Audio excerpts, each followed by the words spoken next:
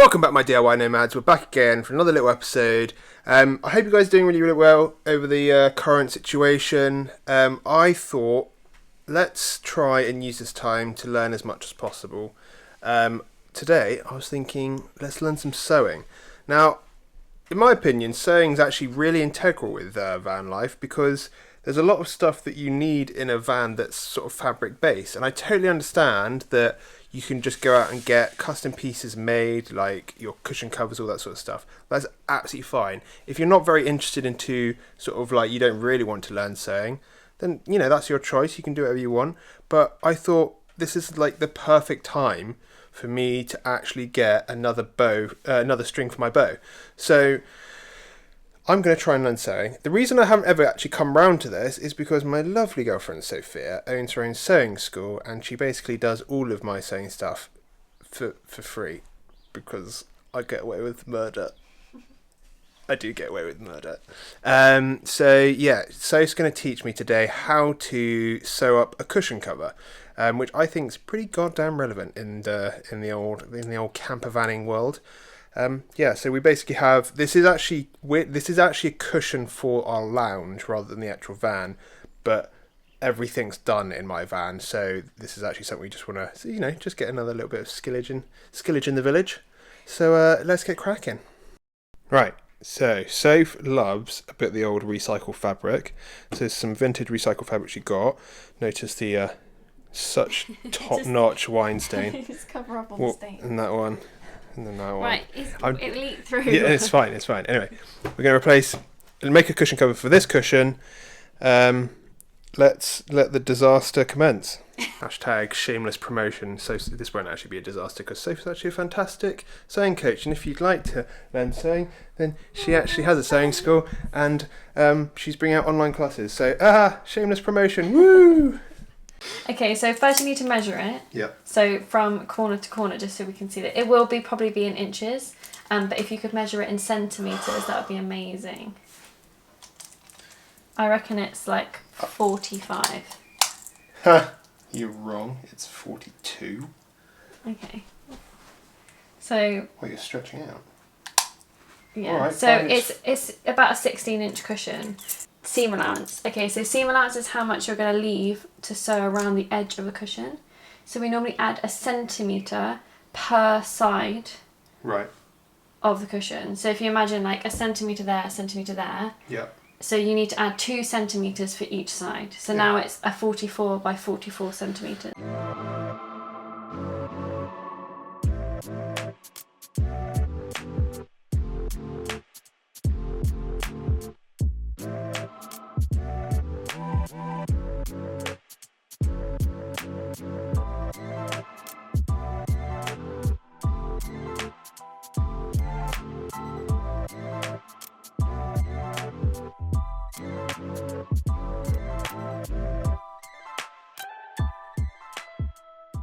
You can skip this step and just sew it up so you can't take it off, but I'm going to show you how to put a zip in it so that you can take it out and wash it just in case it gets dirty.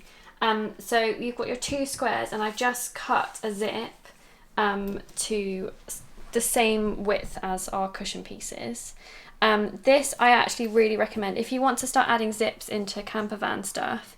If you search for continuous zipping, basically you can buy zip on a reel, and then you can just cut it to the lengths that you need and then slot on the zippers so that and it's so much cheaper. And then if you're making like long bench cushions, you just cut your zip to the long bench and you only need 1 zipper to slide up and down it. Whereas if you buy them individually, they'll be so much more expensive.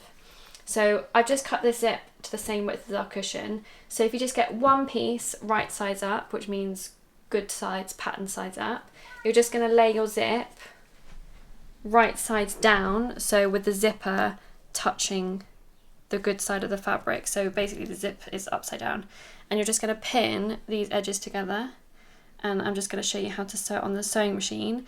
If you don't have a sewing machine, you can just sew it by hand, but the thing that I'd say is if you can, really try hard to get your stitches as small as possible, and use like a double length of thread together so it's super strong and your tiny stitches will hold it together a lot longer. So by double length of thread, you mean take the thread through the eye of the needle and then go then back down and then knot them together. Bits, yeah, and you knot at the bottom. Okay. Exactly.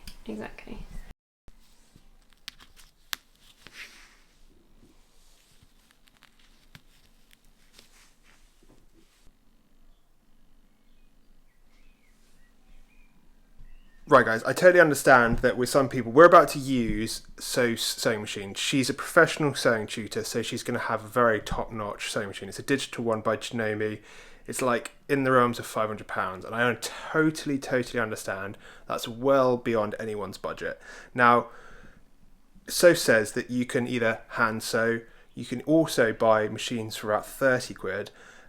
The ones that she recommends to the kids at her actual classes for kids and everything like that, they're around £90, £90 to £100. And you can just go, there's such a broad spectrum of different costs of different types of machines. So it is actually quite an affordable thing to get into. And obviously the very cheapest being literally a needle and thread, which will cost how much, so for Jack, a needle and thread?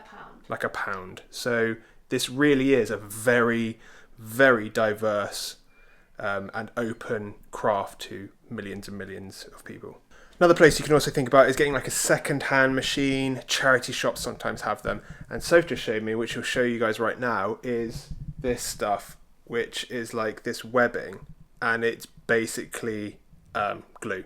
So you can literally just put the bits of fabric together, put this on the seam, and then iron the pieces together, and you've got a cushion, which seems very quick. And like, how much would that roll of webbing be? Apparently only about £3. So you could theoretically just get by with this as well, but it obviously won't be as strong as sewing it together with thread. Okay, so basically if you want to use this stuff, it's either called like fusible webbing or sometimes just like iron-on glue. But basically this will then become the width of the seam, so you can trim that down in half to make our 1 centimetre seam allowance like we were talking about earlier. But basically, no, it won't be as strong. But you just cut a piece to the length that you want it, and then you sandwich it between two pieces of fabric. Remembering though that if you are making a cushion cover like this, the insides have to be the good siding faces, because you have to turn it inside out. Yeah. And then without steam, you just press it together for a few seconds, maybe like, and then it's joined. But you can see that it hasn't cooled yet, so you can let see. It cool. Yeah, right, let we'll it test cool, out how strong it is in a second when it's cooled.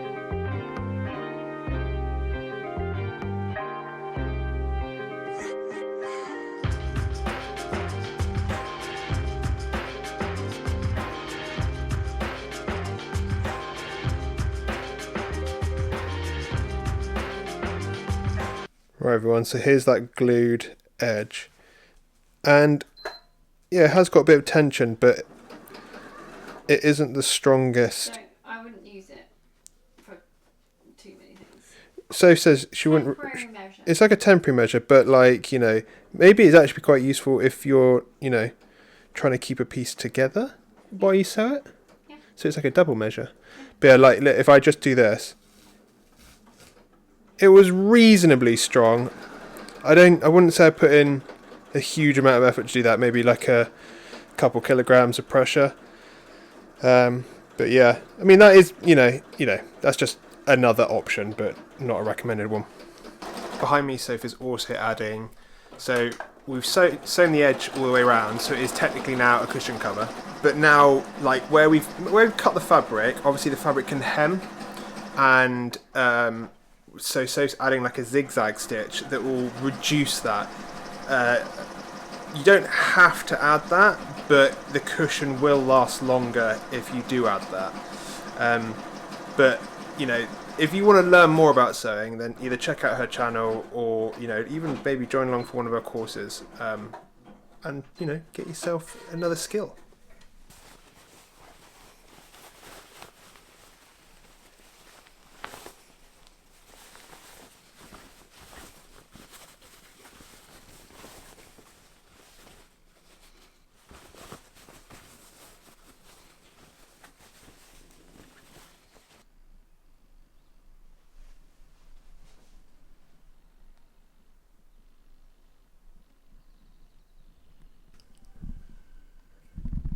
Right, now that I'm a professional sewer, if anyone, you know, wants to... Anyway, guys, I hope you enjoyed the video. I'm going to have to get this cushion down, test it out with my perky bottom and see how comfortable it is. But yeah, I hope you guys enjoyed the episode. Remember, this time we're in such a privileged country, in such a privileged situation. Like, really, we're only being asked to stay at home. It's not hard. I totally understand everyone is in a different situation, but think about how lucky we are, and really, really relish this time. You know, use it to improve yourself, improve the situation around you, help others. Wow, I'm really going off on a rant. But anyway, thank you so much for watching the video. Love you guys. Catch you DIY nomads next time.